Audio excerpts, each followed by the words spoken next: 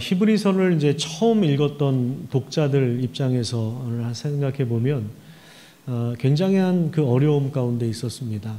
여러 가지 우리가 상상하지도 못할 박해와 고난이 있다 보니까 그들이 영적인 이렇게 침체에 빠져 있는 거예요. 예수님을 믿으면 좀 뭔가 일도 좀 잘 되고 뭔가 좀 힘이 나고 해야 되는데 오히려 그 신앙 때문에 그 박해가 있고 그러다 보니까 침체에 빠지기도 하고 어떤 사람은 이제 신앙을 포기하기도 하고 또 어떤 사람은 이제 배교하기도 하고 그래서 나는 옛날 그냥 유대교로 돌아갈랜다. 옛날처럼 그냥 율법을 지키고 제사 드리는 유대 종교가 더 낫다. 그 열심을 가지고 내가 뭘 다시 해보겠다. 이런 사람들도 있었습니다. 그러다 보니까 예배 자리에 점점 사람들이 모이질 않았고 공동체가 분열되고 좀 와해될 그런 위기에 그 어려움 중에 속해 있었습니다. 그래서 그 독자들을 위해서 예수 그리스도가 누구신가에 대하여 차근차근 이렇게 풀어주어서 예수 그리스도에 대한 믿음을 가질 것을 권면하고 있는 것입니다. 우리가 이 히브리 공동체의 상황과는 조금 다를 것입니다. 하지만 우리도 살다 보면 여러 종류의 어떤 그 환경적인 문제나 또 다양한 종류의 문제로 인해서 우리도 굉장히 좀 침체에 빠질 때도 있고 또 신앙이라는 것이 도대체 무슨 의미가 있는지 딜레마가 있기도 하고 여러 가지 어려움 속에서 살아가기도 하는데 그때 우리가 기억해야 될 것이 뭐냐면 믿음이 중요하다는 거예요. 이 믿음을 통해서 우리는 그 모든 어려움을 이겨낼 수 있다 하는 그 교훈을 우리가 받을 수가 있는데 그러면 이제 믿음이라고 하는 것이 무엇인가 하는 거에 대해서는 제가 지난주에 자세하게 좀 설명을 했습니다. 대표적으로 이 히브리서 11장에 나와 있는 그 많은 사람들 중에 아브라함을 이제 샘플로 들어서 아브라함이 가졌던 그 믿음이 어떤 그 속에서 이렇게 끌어오는 그런 종류의 믿음이 아니라 본인이 열심을 내서 믿었던 그런 종류의 믿음이 아니라 하나님께서 말씀하신 내용이 얼마나 신실하신가, 말씀하신 하나님이 얼마나 신실한 분인가에 대한 그러한 신뢰. 그러니까 처음에는 사실 아브라함도 우왕좌왕하기도 했고요. 그리고 중간에 민기적거리기도 하고 그런 걸 보면 믿음이라고 하는 것이 처음부터 아브라함도 처음부터 뭐 이렇게 비장한 각오로 내가 믿습니다. 내가 순종하겠습니다. 말씀하십시오. 내가 하겠습니다. 이렇게 간 게 아니라 미적거리고 민기적거리고 망설이고 우왕좌왕하고 때로는 하나님의 말씀과 전혀 상관없는 행동을 하기도 하고 그래서 집안에 분란이 일어나기도 하고 이제 이런 경로를 거쳐서 마지막에 자신의 가장 귀한 이삭을 하나님 앞에 드릴 수 있는 그런 믿음이 형성됐다는 사실을 우리가 보면서 믿음은 처음부터 우리의 것이 아니라 하나님께서 선물로 주신 것이고 그리고 그 믿음을 온전하게 하시는 과정이 있다는 사실을 우리가 확인해 보았습니다. 그래서 오늘 설교는 이 믿음이 지향하는 최종적인 목표가 무엇인가, 믿음을 가진 우리가 최종적으로 완성할 그 지점이 무엇인가에 대해서 함께 나누도록 하겠습니다. 히브리서 11장 39절과 40절 말씀을 우리 같이 한번 읽도록 하겠습니다. 믿음으로 살았던 그 사람들의 삶을 쭉 조명하다가 이제 마지막 이제 마무리하는 39절과 40절에 이렇게 이야기를 하고 있습니다. 같이 읽겠습니다. 시작. 이 사람들은 다 믿음으로 말미암아 증거를 받았으나 약속된 것을 받지 못하였으니 이는 하나님이 우리를 위하여 더 좋은 것을 예비하셨은즉 우리가 아니면 그들로 온전함을 이루지 못하게 하려 하심이라. 여기 보면 약속이라고 하는 단어가 나오죠. 약속이라고 하는 것이 뭐냐면 그리스도를 통한 참된 안식을 말하는 것입니다. 메모가 가능한 분은 그렇게 적어 놓으시면 좋겠습니다. 여기서 약속이라고 하는 것이 그리스도를 통한 참된 안식을 말하는 거예요. 그리고 새 언약을 의미하는 것입니다. 그러니까 예수 그리스도께서 옛 언약에 대한, 그러니까 구약의 모든 그 율법이나 제사나 선지자를 통해서 하신 그 모든 말씀을 성취하셨잖아요. 그게 이제 새 언약이에요. 구약을 옛 언약이라 하고 신약을 새 언약이라고 하는데, 그 새 언약에 대한 그 약속을 구약의 성도들은 아직 받지를 못했던 것입니다. 그 이유에 대해서 40절에 뭐라고 설명하냐면, 하나님이 우리를 위하여 더 좋은 것을 예비하셨기 때문에 우리가 아니면 그들로 온전함을 이루지 못한다. 여기 나온 이제 온전함이라고 하는 것이 우리 믿음의 완성을 말하는 것입니다. 예수 그리스도를 통하여 모든 그 구원의 내용들이 완성되었고, 이제 예수님을 통하여 최종적인 계시의 말씀을 우리에게 주셨기 때문에 우리는 그 믿음을 가지고 이제 우리를 무겁게 하고 우리를 억누르는 그런 모든 그 죄를 벗어버리고 인내하면서 믿음의 삶을 살 것을 요구하고 있습니다. 그래서 히브리서 11장에서 믿음에 관해서 쭉 얘기를 하다가 결론으로 제시하고 있는 것이 뭐냐면 12장 1절과 2절과 3절이에요. 그래서 믿음의 주요 온전케 하시는 이인 예수를 바라보자. 믿음의 주라고 하는 이 표현이 믿음의 창시자라고 하는 표현입니다. 그러니까 하나님께서 우리의 믿음을 주시는 거예요. 믿음을 창조해 주시는 거예요. 우리가 노력해서 믿음을 따낸 것이 아닙니다.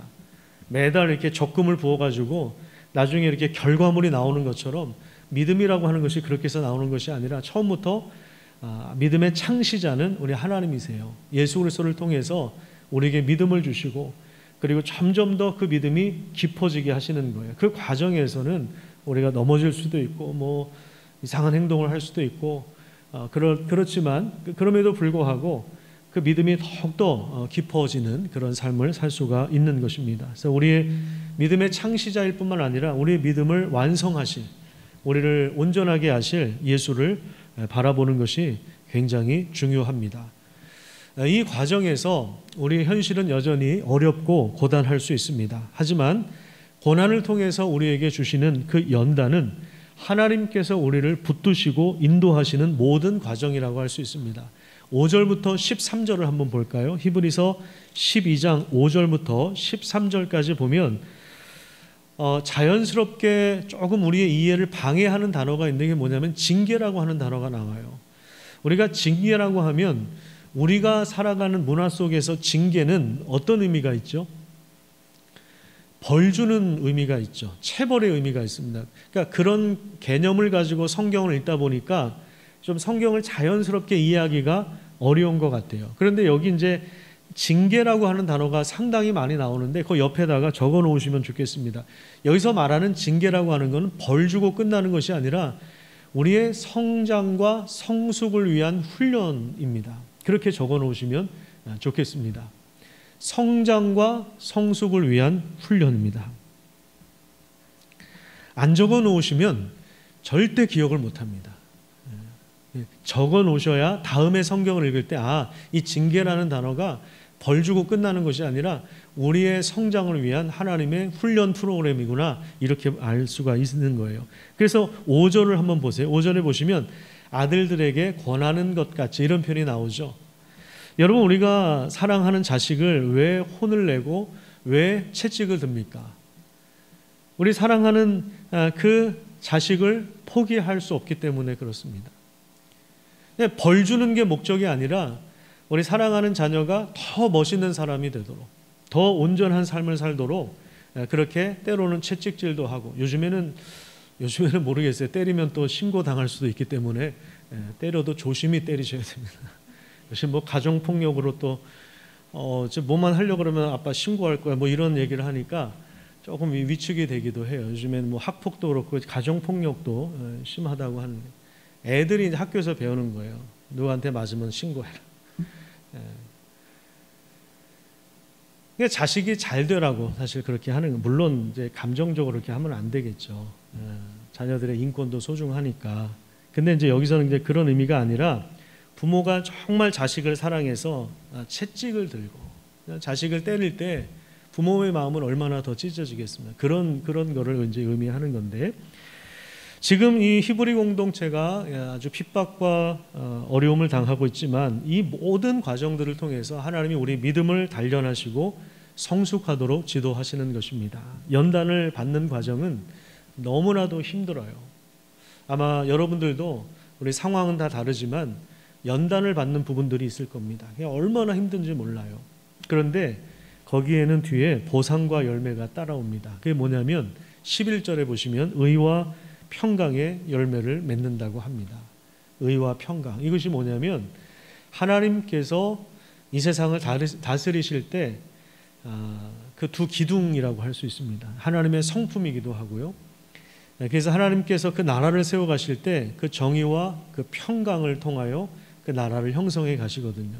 우리가 그 믿음의 연단 과정 중에 있다면 나중에 놀라운 이런 열매가 주어지는 거예요. 하나님의 성품이 우리에게 주어지는 것입니다. 그렇기 때문에 12절을 한번 보시면요. 피곤한 손과 연약한 무릎을 일으켜 세우라고 하는데 이 말씀은 어디서 가져왔냐면 이사야 35장 3절과 4절에서 가져왔습니다. 거기 자막을 한번 보시면은요. 이런 말씀이 있어요. 너희는 약한 손을 강하게 하며 떨리는 무릎을 굳게 하며 겁내는 자들에게 이르기를 굳세어라. 두려워하지 말라. 보라 너희 하나님이 오사 보복하시며 갚아주실 것이다. 너희를 구원하실 것이다. 이렇게 이사야 선지자를 통해서 이스라엘 백성들에게 말씀을 들려주시는 거예요. 이게 지금 배경이 뭐냐면 역대급으로 가장 잔인한 민족이 어느 민족인지 아세요? 역대급으로 우리로 치면은 일본 사람들보다 더 잔인한 그 민족. 이번에 우리 중고등부에서 서대문 형무소도 다녀왔는데 저도 거기 몇 번 가봤어요. 제가 옛날에 살던 고향 근처라서 몇 번 가봤는데 거기 보면 그 일제시대에 우리 독립운동을 했던 분들 고문했던 그 도구들이 다 있어요. 그 비명소리도 들리고 그래요. 그 단추 누르면. 근데 참 잔인해요. 막 손톱을 막 이렇게 까는 그런 것도 있고요.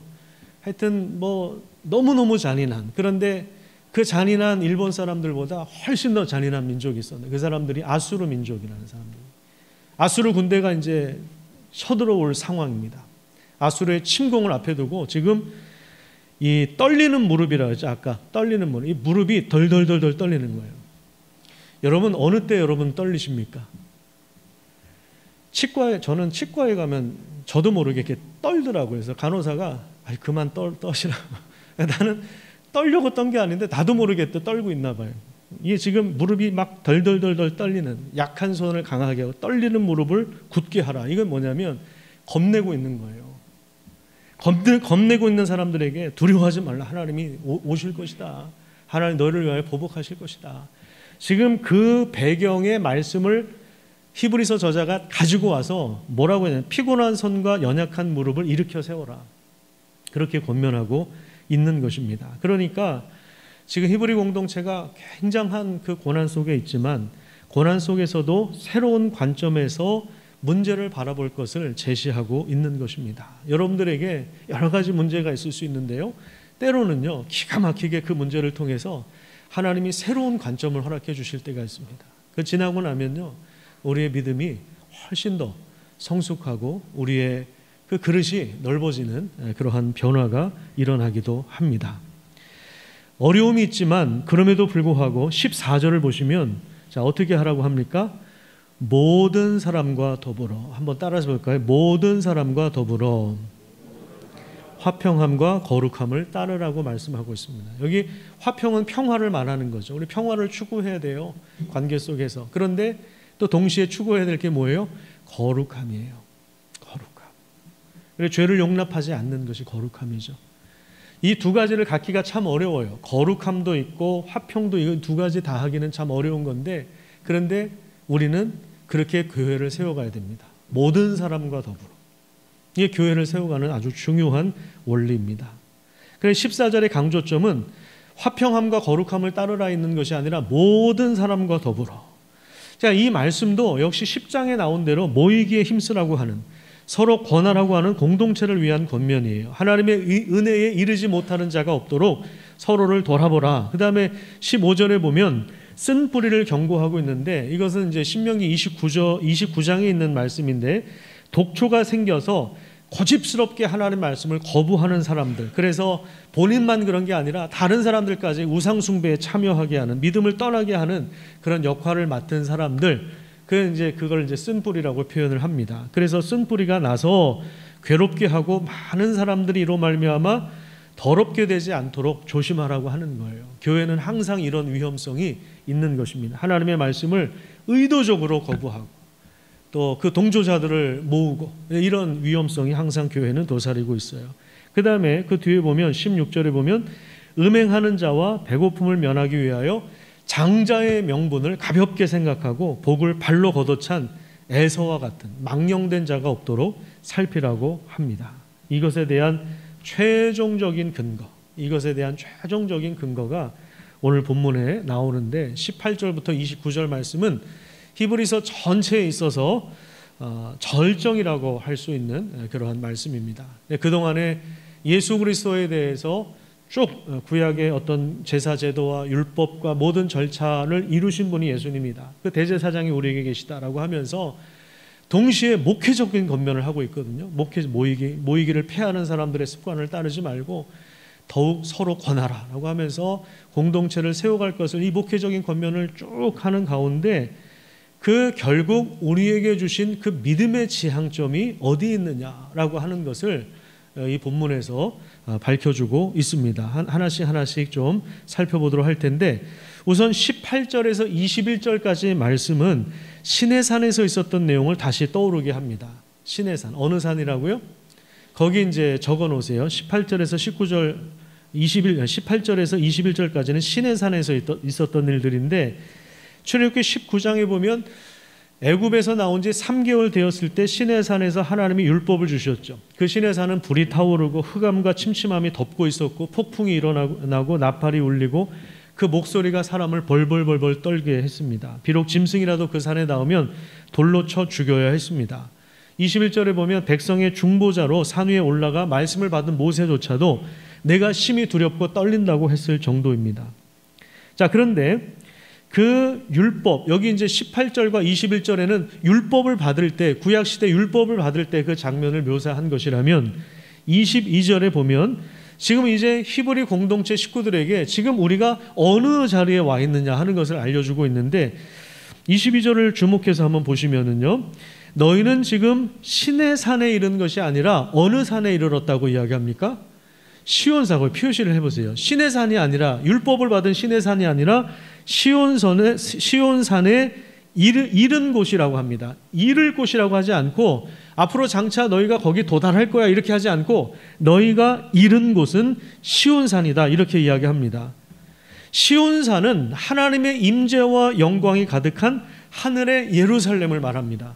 여러분 혹시 옛날에 많이 불렀던 복음성가, 요즘엔 잘 안 부르는 것 같아요.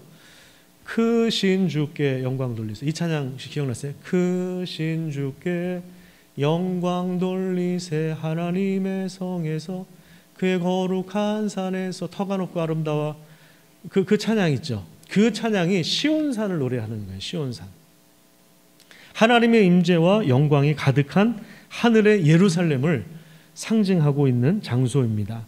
우리는 예수님의 피 흘리심을 통하여 이제 하나님의 보좌 앞으로 나아갈 수가 있어요. 하늘의 천만 천사와 하늘에 기록한 장자들의 모임, 23절에 보면 장자들의 모임이 있는데, 이 장자들의 모임이 뭐냐면, 예를 들어서 히브리서 11장에 나와 있는 아브라함이나 에녹이나 노아나 모세나 다윗이나 이런 믿음의 조상들 있죠. 하나님을 믿고 이미 돌아가신 분들, 우리 여러분들의 할아버지일 수도 있고 여러분들의 부모님일 수도 있고, 그분들이 다 하늘에 기록된 장자들의 모임, 그리고 예수를 믿은 의인들, 이런 사람들과 함께 모든 교회가, 지상의 모든 교회가 하늘의 천만 천사와 함께 영광의 보좌를 향해서 나아가고 있는 거예요. 오늘 우리만 지금 나아가는 것이 아니라 우주적으로 하나님께 영광의 보좌 앞에 나아가고 있는 거예요. 이게 뭐냐면 이게 바로 예배인 것입니다. 하늘의 예루살렘은 바로 하나님의 도성이에요. 요한계시록에 등장하는 새 예루살렘이라고 할 수 있는데, 죄로 망가진 이 땅을 다시 새롭게 하시는 우주의 중심이 바로 이 하나님의 도성이고 새 예루살렘이고, 이것이 바로 하나님 나라인 것입니다. 하나님 나라. 그래서 성경은 하나님 나라에 대한 이야기로 가득 차 있어요. 하나님 나라가 뭔지를 모르면 아무리 성경을 백독해도 성경을 제대로 이해할 수가 없는 거예요. 여기 지금 히브리서에서도 결국에 이 고난을 견디는 힘이 뭐냐? 하나님 나라다. 그렇게 제시하고 있는 것입니다. 근데 하나님 나라와 동일한 것이 있는데 그게 뭐냐면 바로 하나님의 말씀이에요. 그래서 25절을 한번 보세요. 25절에 보면 말씀에 대한 순종이 절대적인 것임을 선포하고 있는데 그 이유가 뭐냐면 하나님 나라가 영원하기 때문에 그렇습니다. 말씀에 순종하여 살아가는 인생도 영원합니다. 하지만 이 말씀을 거부하면 심판을 피할 수가 없는 것입니다. 26절에 보면 과거 시내산에서 마치 지진이 난 것처럼 땅이 흔들린 것, 이것은 장차 하늘이 흔들려 움직일 것에 대한 예표라고 할 수 있습니다. 그러면 하늘이 흔들린다는 건 뭘 말하는 거예요? 하늘이 진동한다는 건 뭘 의미합니까? 채를 한번 흔들면 알곡과 가라지가 구분되는 것처럼 하나님은 한 번 하늘을 흔드심으로 이제 전에는 땅을 한번 흔드셨고 이제는 장차 하늘을 한번 흔드심으로 말씀에 순종하지 않는 모든 악을 심판하실 것입니다. 히브리서 4장에서도 이런 말씀이 나왔죠. 하나님의 말씀은 살아있고 좌우의 날선 어떤 검보다도 예리해요. 혼과 영감이고 골수와 관절을 찔러 쪼기까지 하며 그 마음의 숨은 의도와 생각을 다 드러내신다. 모든 만물이 하나님 앞에 벌거벗은 것 같이 드러나게 될 것이다. 이렇게 말씀하고 있는데요. 그 다음에 27절 한번 보시면 하나님이 하늘을 진동하게 하셔서 영원하지 않은 것, 즉 바람에 날리는 겨와 같은 것을 심판하시고 그 다음에 흔들리지 않는 것, 진동하지 않는 것들을 영존하게 하신다. 27절을 다시 한번 주의해서 읽어보세요. 진동하지 아니하는 것, 그러니까 흔들리지 않는 것, 이게 뭐예요? 하늘의 예루살렘, 시온산, 하나님 나라. 그것을 영원토록 있게, 영존하게 하기 위하여 진동할 것들, 즉 흔들려서 가라지로 떨어질 것들, 바람에 나는 겨와 같은 것들을 흔들어서 그들을 변동시킨다는 거예요. 그들을 하나님의 최종적인 심판에 대한 그러한 말씀이 나오는 거예요. 그런데 너희들은 그 심판에 대해서 자유롭다. 왜? 우리는 진동하지 않는 나라를 받았기 때문에, 우리는 흔들리지 않는 나라를 받았기 때문에, 그렇기 때문에 너희가 지금 여러 가지 고난과 위협이 있지만 절망할 수 없다. 그렇게 지금 말씀하고 있는 거예요. 하나님께서 우리에게 주신 그 나라는 누구도 흔들 수가 없는 것입니다. 이 세상이 흔들려 멸망한다 해도 하나님 나라는 절대로 흔들리지 않는 것입니다. 그러니까 눈에 보이는 이 세상이 진짜인 것 같잖아요. 여기 근데 진동하고 파괴되고 모든 죄악된 것들은 불로 다 소멸돼요. 하지만 우리 눈에 보이지 않지만, 실제 하는 것처럼 보이지 않지만 하나님의 나라는, 하나님의 왕국은 영원토록 존재하는 거예요. 그래서 히브리서 11장 1절에 뭐라 그래요? 믿음은 바라는 것들의 실상이다. 실제로 존재하는 것이다. 그 믿음을 통하여 우리에게 그 나라를 허락해 주셨고, 그 믿음이 온전하게 될 때, 완성될 때 그 나라가 우리의 것이 된다. 그렇게 이야기하고 있는 것입니다. 골로새서 1장 13절에 보시면 이런 말씀이 나옵니다. 그가 우리를 흑암의 권세에서 건져내사 그의 사랑의 아들의 나라로, 우리 자막을 한번 좀 띄워주시기 바랍니다. 골로새서 1장 13절에 보시면 같이 한번 읽어볼까요? 골로새서 말씀이에요. 시작. 그가 우리를 흑암의 권세에서 건져내사 그의 사랑의 아들의 나라로, 자, 옮기실 것이다. 그게 아니라 이미 옮기셨다는 거예요. 무슨 말입니까? 우리는 이미 그곳에 와 있다는 거예요. 여기 지금 시온산에 너희가 이미 이르렀다고 이야기한 것처럼 이미 우리는 옮겨와 있는 사람들이에요. 하나님의 도성, 하늘의 예루살렘, 시온산, 하나님의 임재와 영광 앞에 우리는 있는 것입니다. 예수 그리스도의 핏뿌림으로, 부활하심으로 우리가 이런 은혜를 입은 존재입니다. 그런데 너희가 다시 옛날 그 구약시대 율법 종교로 되돌아가는 것이 가당키나 한 얘기냐, 이렇게 이야기를 하고 있는 것입니다. 근데 우리도 보면은 굉장히 율법적인 게 굉장히 많아요. 율법이 나쁘다는 게 아니에요. 율법은 선한 것입니다. 율법주의가 나쁜 거지. 뭘 지켜서 뭘 결과를 내려고 하는 거. 이게 율법주의예요. 여기에는 은혜가 들어갈 틈이 없습니다. 우리의 신앙이 율법이 아닌가 다시 한번 좀 봐야 됩니다. 우리 신앙이 율법으로 변질될 수 있어요. 이걸 어떻게 구분할 수 있냐면요. 우리가 신앙생활을 하는데 기쁨이 없으면 율법적인 신앙생활을 하는 거예요. 그럴 가능성이 많아요. 아무리 열심히 한다고 해도 거기에 기쁨이 없어. 거기 감사가 없어. 표정이 어두워. 표정이 썩었어. 그러면 율법적으로 하는 거일 가능성이 상당히 많습니다. 근데 하나님의 은혜를 알고 하나님을 찬양하는 사람들, 하나님 주님이 나의 노래십니다, 이렇게 하는 사람들은요, 표정이 벌써 달라요. 괜히 일부러 밝은 척 하지 마세요. 표정이 밝아. 네?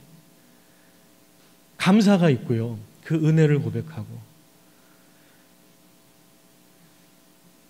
우리가 어떤 존재인가? 자, 29절 다시 한번 보세요. 29절 다시 한번 보십시오. 28절이면 28절. 히브리서 12장 28절 같이 한번 읽어보겠습니다. 시작.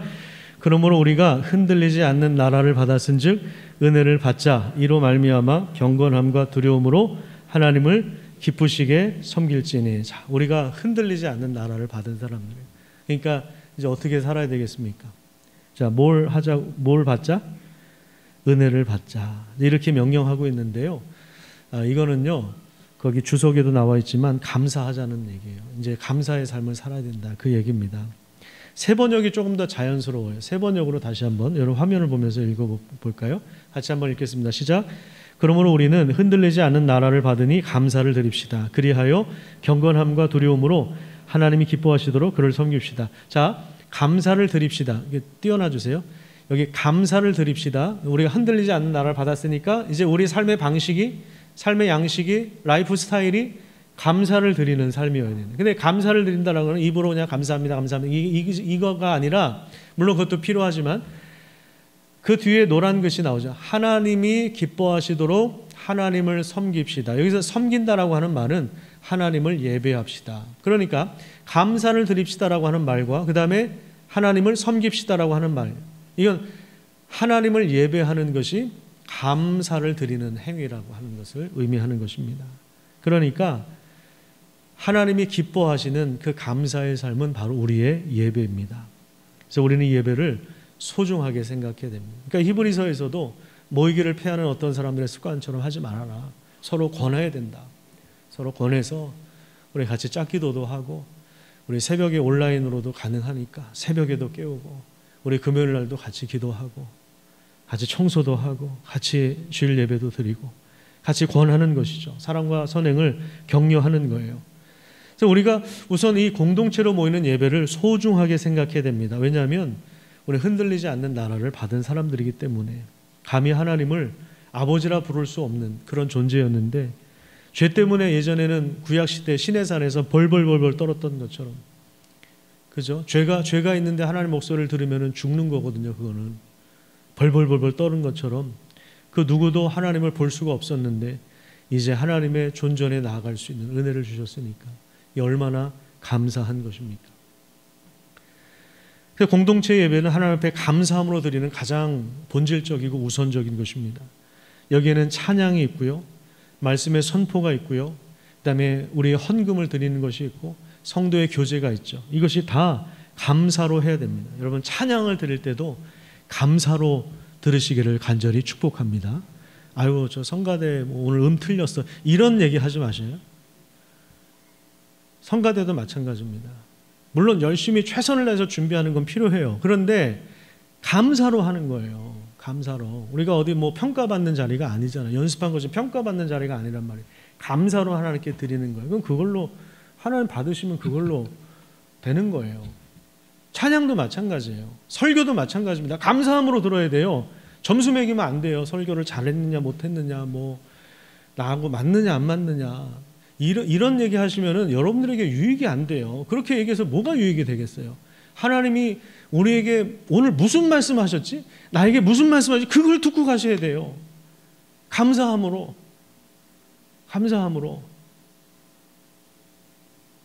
얼마나 감사합니까? 저도 가끔은 누가 차려주는 밥상을 먹고 싶어요. 이게 설교가 밥상 차리는 거하고 비슷하거든요. 근데 가끔은, 여러분 우리 어머니들 아시죠? 무슨 밥이 제일 맛있어요? 누가 차려주는 밥이 제일 맛있잖아요. 얼마나 감사해요. 거기다 대고 뭘 맛이 어떻느니 막 이런 얘기하면 안 되죠. 얼마나 감사해요. 정성스럽게 준비한 밥을 먹는 것이. 헌금도 마찬가지예요. 헌금은 어디다 우리가 투자하는 거 아니에요. 네? 감사함으로 드리는 거지. 사실 다 하나님, 우리가 지금 소유한 게 다 하나님으로부터 온 거잖아요. 그렇죠? 내 것이라고 주장할 게 뭐가 있습니까? 다 하나님으로부터 온 거죠. 그 감사한 마음으로 하나님께 드리는 것이고, 성도의 교제도 마찬가지예요. 우리 성도들과 관계 맺는 것도 감사로 하는 거예요. 감사가 빠져버리면요, 서로 계산하게 됩니다. 관계에서도요, 계산하게, 그러면 그 관계는 깨지는 거예요, 나중에. 앞으로 우리가 감당해야 될 건축도 마찬가지. 나중에 이제 좀 자세하게 구체적으로 소개를 하겠지만, 건축의 과정도 감사한 마음으로 진행하는 것이 중요합니다. 그렇지 않으면요, 나중에 지어놓고도 내가 뭐 했다, 내가 뭐 했다. 자기의가, 그게 율법주의예요, 그게. 자기 공로를 세우고. 이거는 온전한 믿음이라고 볼 수 없습니다. 건축도 감사로 진행해야 돼요. 우리 인생 전체가 감사의 삶으로 하나님께 드려져야 됩니다. 내 방식대로 사는 게 아니에요. 그러니까 그냥 이 예배, 11시 예배가 아니라 우리 삶 전체가 감사해요. 로마서 한번 찾아보겠습니다. 자막이 없으니까 찾아보세요. 로마서 12장을 한번 찾아보겠습니다.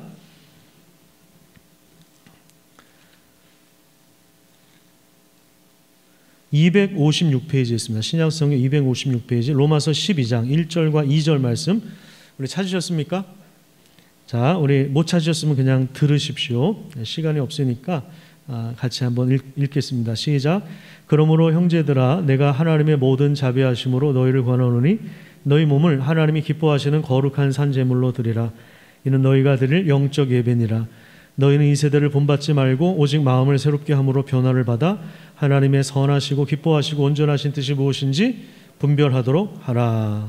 이게 영적인 예배가 각 주에 보시면 합당한 예배다. 하나님 받으시기 합당한 예배는 어떤 예배냐면 우리 몸으로 하나님이 기뻐하시는 거룩한 산 제물, 우리 몸을 하나님 앞에 살아있는 제물로 드리는 거예요. 이 과정에서 2절에 보시면 이 세대를 본받지 말고 이 세상 사람들이 하는 대로 살지 말고 마음을 새롭게 함으로 변화를 받아서 하나님이 기뻐하신 뜻이 뭔지를 분별해 가는 과정, 이것이 하나님 앞에 온전히 올려드리는 감사의 예배가 되는 거예요.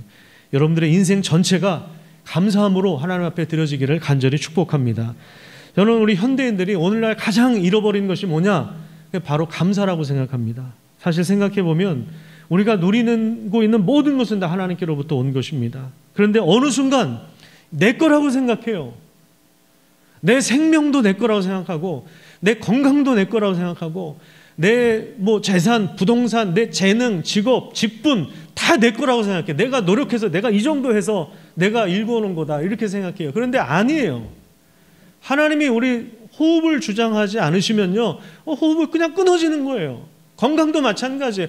건강은 그냥 한순간에 무너질 수 있어요. 하나님이 건강을 주셔서 우리가 일을 할 수 있는 거죠.